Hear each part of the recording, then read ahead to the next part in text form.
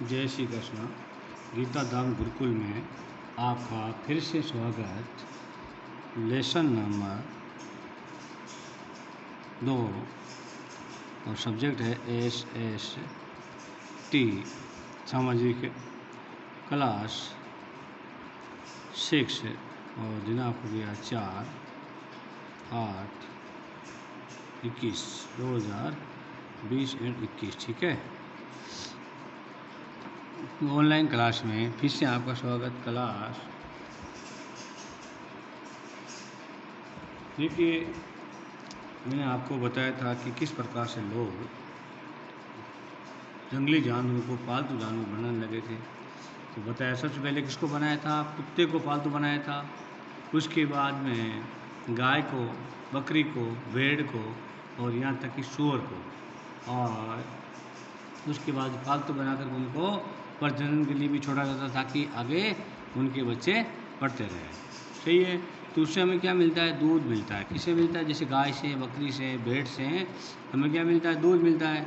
और दूध का उपयोग आपको पता ही है, सब जगह होता है। अपने भोजन की एक आवश्यक सामग्री है दूध। क्या है? अपने भोजन की एक आवश्यक सामग्री है। अब देखिए स्थायी जीवन की ओर। अब लोग, शुरू में मैंने बताया कि लोग अपने भोजन के लिए जगह जगह घूम घूम करके भोजन की तलाश भी करते थे और शिकार भी करते थे। एक स्थान पर ख़त्म हो गया, दूसरी जगह चले जाते थे, फिर तीसरी जगह चले जाते थे। ऐसे प्रकार घूमते घूमते घूमते जनता इधर से उधर लोग घूमते रहते। लेकिन अब लोग धीरे धीरे लोग एक अपना स्थायी जगह बनाकर रहने लगे, क्योंकि ये किसी फसल या अनाज को या किसी भी पौधे को उगाने के लिए उसकी फसल लेने में कम से कम 3 से 4 महीने लग जाते हैं, और 4 से 5 महीने वहाँ रुकने लगे। फिर धीरे धीरे उन फसलों से अपना कार्यक्रम करते गए। देखिए आगे देखिए, पुरातत्वविदों को कुछ पुरास्थलों पर झोंपड़ियों और घरों का निशान मिला है। किसका मिला है? झोंपड़ियाँ जो पुराने टाइम हुआ करती थी, वो झोंपड़ियाँ आज भी है कुछ, वैसे घरों और घरों के निशान मिले हैं। जो हमारे खोज करता है उनको क्या मिले हैं? झोंपड़ियों और घरों के निशान मिले हैं। जैसे कि बुर्ज होम वर्तमान कश्मीर में। क्या है? वर्तमान कश्मीर। बुर्ज होम किसे कहते हैं? जो वर्तमान अभी कश्मीर है के लोग गड्ढे के नीचे घर बनाते थे। किसके नीचे? गड्ढे के नीचे घर बनाते थे, जिससे गर्तवास कहा जाता था। क्या कहा जाता? गर्तवास। इनमें उतरने के लिए सीढ़ियाँ होती थी। क्या होती थी? सीढ़ियाँ।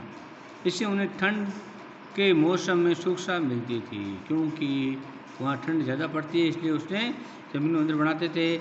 और उतरने के लिए क्या होती थी? सीढ़ियाँ होती थी। तो और ठंड से भी बचा जा सकता है। ज़मीन में होने की वजह से ज़मीन में ठंड कम पहुँचती है। पुरातत्वविदों को झोंपड़ियों के अंदर और बाहर दोनों ही स्थानों पर आग लगाने की जगह मिली। पुरातत्वविदों को झोंपड़ियों के अंदर और बाहर दोनों ही स्थानों पर आग जलाने की जगह मिली। क्या मिली? आग जलाने की। और आग का पता कैसे लगाया, ये आपको पता होगा।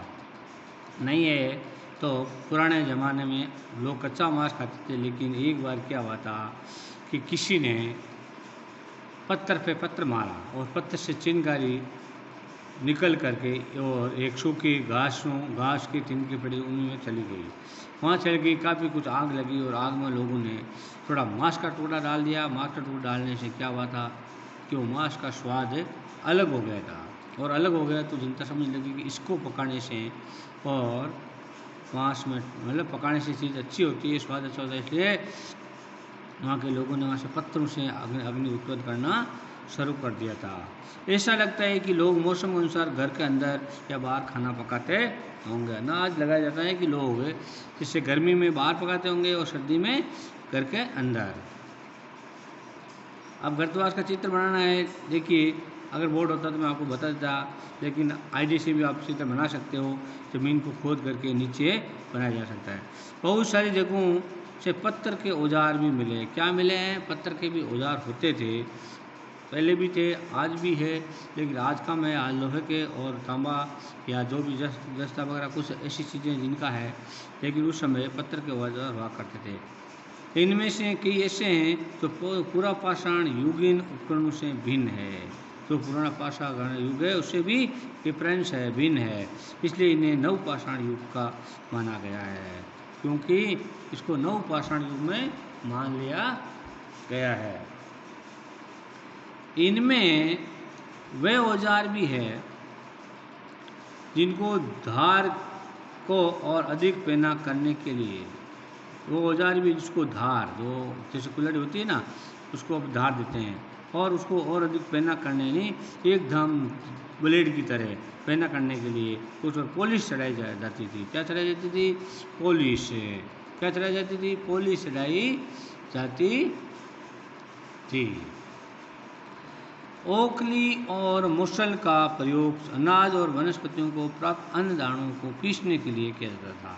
ओखली आपके घरों में भी होगी, और मुसल ऊपर से, यानी आज भी जैसे गाँव में खींच बनाते हैं तो उसको कूट करके बनाया जाता है, इसी प्रकार से कुछ चीज़ को कूट के बनाया जाता है। इसी प्रकार से प्रयोग किसमें? अनाज और वनस्पतियों को प्राप्त अन्य चीज़ों को पीसने के लिए किया जाता था। किसको? वनस्पति और अनाज। जो पहले उस समय चाकी या चक्की नहीं थी, तो उस समय ऊँगली से लोग कूट करके अनाज को पीसते थे। आज हजारों साल बाद भी औंकली और मुसल का प्रयोग अनाज पीसने के लिए किया जाता है। आज भी ऐसा ही है, हमारे घरों में हर घर में शायद मिल जाएगी ये औंकली और क्या मुसल। और उसी प्रकार प्राचीन प्रस्तर युगीन औजारों का निर्माण और प्रयोग लगातार होता रहा है। जो प्राचीन हमारे बुजुर्ग जिन चीज़ों का बनाया गया है, उन्हीं चीज़ों का प्रयोग होता रहा है। देखिए, कुछ औजार हड्डियों से भी बनाए जाते थे। क्या है? कुछ औजार ये जो हड्डियों से भी बनाए जाते थे।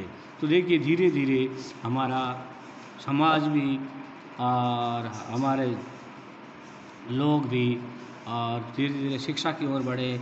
शिक्षा से बढ़ते बढ़ते वैज्ञानिक तरीके से काम करना सीखा, मस्ती। लेकिन वो समय एक ऐसा था, उस समय लोगों में शिक्षा थी, पढ़े लिखे नहीं थे, मानव थे, उनको इतना ज्ञान नहीं था, सिर्फ अपना भोजन करना और भोजन के पीछे घूमना, यही काम था उनका, नहीं कि कुछ आगे शिक्षित होना या ऐसा काम नहीं था। लेकिन धीरे धीरे लोग हमारे एजुकेशन की तरफ बढ़े और धीरे धीरे हमारे किसका प्रयोग होने लगा? मशीनरी का प्रयोग भी होने लगा। इस प्रकार से